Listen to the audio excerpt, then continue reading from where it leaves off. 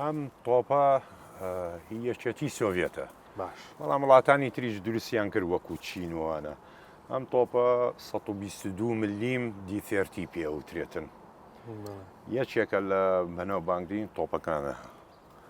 یعنی ئەم تۆپە دیقەی ئیسابەی زۆر سەیرە، هەتاکو لە سوپاکانە پێڵێن تفەنگی مەدان، تفەنگی شەڕ بندقیەت المعرەکە.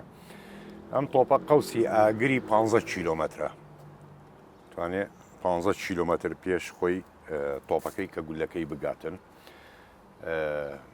جۆری گولەکانی کەی هاوێژێ خارقی هەیە، دژی بڵین درع و ئەوانە، مەهداتی هەیە، دووکەڵی هەیە، تۆپی احتیادی و ئەوانە. بەڵام بەڕاستی تۆپێکی یعنی من خۆم شخصی زۆرینە لە دەوری 5 تەن و 300 کیلۆیە دەرەچێتن. 5 تەن یعنی ئەمە لە دووری 15 کیلۆمەتر دەتوانێت بەڵێ هەدەف بێنێتن تێی بگرێتن. ئەما وەکو ئەزانی تۆپ کە بەکاری دێنی تۆ نەخشەت هەیە، نەخشەی عسکەریت هەیە، ڕەسەدیت هەیە، شۆنی تۆپەکەت هەیە و شۆنی دوژمنیشت هەیە.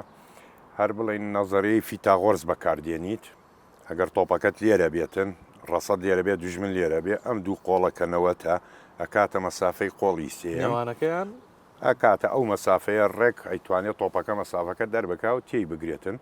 طبعا نەخشەش بڵین باکوور و ڕۆژهەڵاتە، دوو ژمارە لە بانەوەی و دوو ژمارە لە ڕێی تەرەف ڕۆژهەڵاتە.